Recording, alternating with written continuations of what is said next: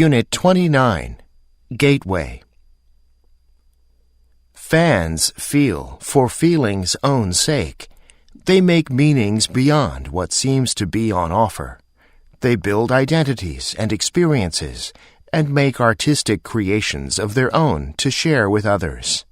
A person can be an individual fan, feeling an idealized connection with a star, strong feelings of memory and nostalgia, and engaging in activities like collecting to develop a sense of self.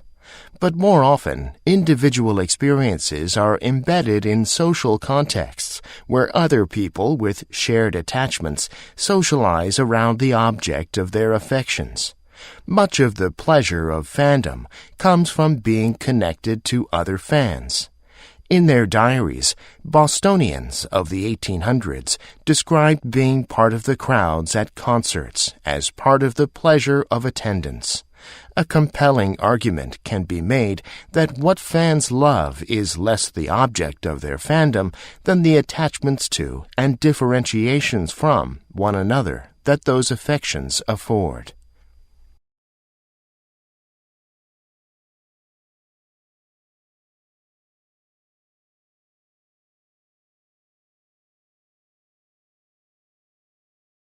Exercise 1. Unless you're one of those lucky people who only drive new cars, on at least one occasion you've probably experienced the painful realization that your car is too old and no longer worth repairing anymore. As a car ages, more and more things can go wrong and need fixing. At some point, the owner needs to decide, is it worth getting this latest issue looked at, or is it time to give up on this car and find another? The problem is that a lot of money has already been spent on the car, and scrapping it makes it seem as if that money has just been wasted, which makes it very difficult to choose the best option.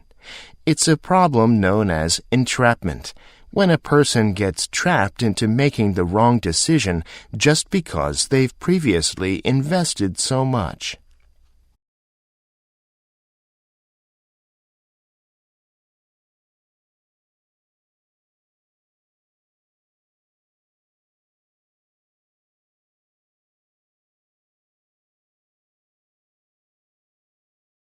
Exercise 2. Teams and organizations also have a mental life. Most leaders work hard to get alignment, getting everybody on the same thinking wavelength. But to help organizations and teams to flourish, leaders must also work equally hard on getting attunement, getting people on the same feeling wavelength, getting the purpose of the organization and the meaning of the work to resonate with people in a felt way. Felt is the important word here. It is relatively easy to explain the purpose and goals of an organization in a cognitive way, but to function at our best, we have to feel the connection between what we are being asked to do and some larger purpose of the group. Leaders of flourishing organizations succeed in making strong feeling connections between the personal goals and values of the people working there and those of the organization, or even the larger society. The tighter the links in the chain, the happier the people and the better the results.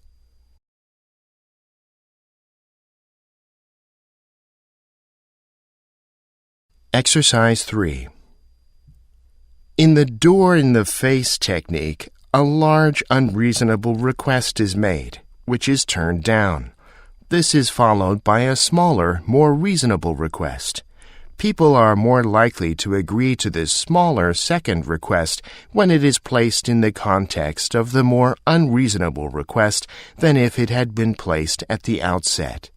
The success of this technique may be related to the reciprocity social norm, the rule that we should pay back in kind what we receive from others.